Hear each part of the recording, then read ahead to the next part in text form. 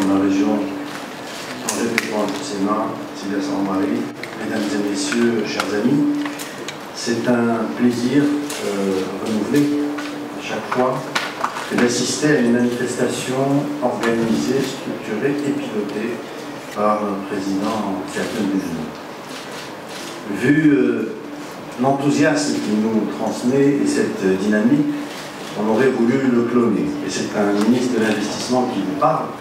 Nous sommes ravis de voir à chaque fois son dynamisme et sa volonté de contribuer à l'économie et à l'essor de notre pays. Vous en êtes remerciés, Seatman, et on vous souhaite de contaminer fortement autour de vous. Vous avez parlé tout à l'heure du partenariat public-privé.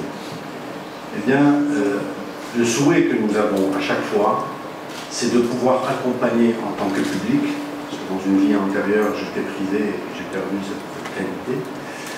En tant que public, nous avons une véritable volonté, la main dans la main, avec des opérateurs privés, des groupes privés, des individus, faire en sorte que l'économie marocaine continue à connaître sa croissance telle qu'elle a pu l'avoir et voir se renforcer. Lorsqu'il s'agit, en refaisant un petit focus sur l'industrie, ce que je voudrais simplement rappeler ici, c'est que notre pays s'est industrialisé petit à petit, et depuis très longtemps. Nous avons mis en place un certain nombre de bases qui étaient parfois imperceptibles, parce que le Maroc a construit son infrastructure et a dessiné cette épine dorsale qui traverse le royaume. Eh bien, c'est grâce à cette structure, ces infrastructures, que nous avons pu, ici et là, installer des locomotives et développer l'industrie dans notre pays. En effet, les plans récents d'industrialisation de notre pays, le plan émergence, suivi par le plan d'accélération industrielle, ont eu pour objectif d'accélérer notre installation de l'industrie au Maroc.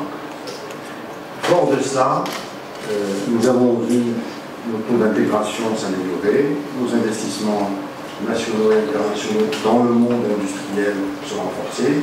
Ça n'a pas été facile. Il y a eu des sceptiques, il y a eu des gens qui se sont posés des questions, est-ce que ça devait marcher ou pas? Et le fort est de constater que les résultats sont là. Ils sont là pour plusieurs raisons. C'est que cette construction successive a eu gain de cause, mais aussi une espèce de tectonique des plaques qui s'est produite dans le monde et qui fait que les opportunités sont là de façon sérieuse.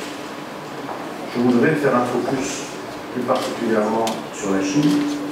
En avril 2014, lorsque je présentais le plan d'accélération industrielle devant Sa Majesté, j'avais parlé d'une transformation de la Chine qui crée des opportunités pour l'ensemble du monde et pour le Maroc.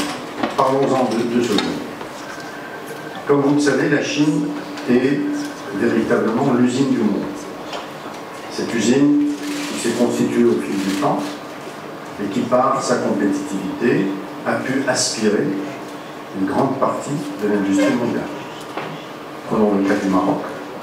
Eh bien, le Maroc a perdu des pans d'activité au profit de la Chine. Ça s'appelle la mondialisation, c'est la vie. Parce que Tanger, qui était au niveau de l'industrie du textile très forte, a vu ses usines fermées en quelques mois, suivies de Rabat, au profit de l'installation de ces usines-là en Chine. Et nous ne sommes pas les seuls. L'Europe a perdu l'amont textile, par exemple, et bien d'autres activités se sont retrouvées en Chine, faisant de la Chine cette vraie usine du monde, avec un vrai savoir-faire. Chemin faisant, la Chine a décidé de changer de modèle. C'est ce que j'avais annoncé en avril 2014, et peu de gens étaient d'accord sur cette démarche. Aujourd'hui, je lis ça sur des journaux un peu partout, tant mieux. Mais de quoi s'agit-il? La Chine a changé de modèle économique, décidant de rester l'usine du monde, mais de devenir aussi le premier consommateur mondial. Et pour ce faire, la Chine a décidé de lâcher, d'augmenter le salaire minimum. Si on prend au niveau de la côte Est, il y a 5 ans, le salaire minimum était à 100 $. Aujourd'hui, il a dépassé les 500 $. Il frôle les 700 $. Lorsque Sa Majesté a été reçue par le président chinois, à huis clos, comme c'est devenu officiel, je peux vous en parler, il nous a dit « Oui, vous avez compris ce que la Chine a pris comme stratégie, mais je vous annonce que nous allons aller beaucoup plus loin, que dans les 5 prochaines années, nous visons un salaire minimum en Chine de 1 500 $. Ce qui fait que la classe moyenne en Chine est en train de grandir fortement, donnant naissance à un déplacement d'une partie, rassurez-vous, une infime partie des emplois de la Chine vers l'extérieur. De quoi parle-t-on quand on parle d'une infime partie? Nous parlons de 85 millions d'emplois. C'est en train de se concrétiser, ce que je vous dis là. Je l'ai annoncé en avril 2014, mais c'était peut-être un peu trop tôt. Aujourd'hui, les choses sont claires. Nous avons, et je les salue, un certain nombre d'opérateurs chinois parmi nous, mais j'en reçois au quotidien au niveau du ministère. Il y a une vraie volonté aujourd'hui des opérateurs chinois, évidemment de rester en Chine et de continuer à développer leur pays, mais aussi de rechercher d'autres plateformes pour pouvoir retrouver une compétitivité et garder leur portefeuille client. Nous avons des industriels qui s'implantent au Maroc régulièrement, et de là est venue l'idée, à la demande évidemment de la Chine, c'est un sujet qui date depuis très très longtemps, parce que Séné Juteau était Premier ministre, il avait rencontré le président chinois dans le temps, et ils avaient parlé de zones industrielles chinoises. Dans le temps, il n'existait pas, les villes industrielles n'étaient pas un concept qui fonctionnait. Donc voilà un des points sur l'idée d'une zone industrielle chinoise. Maintenant, la ville industrielle.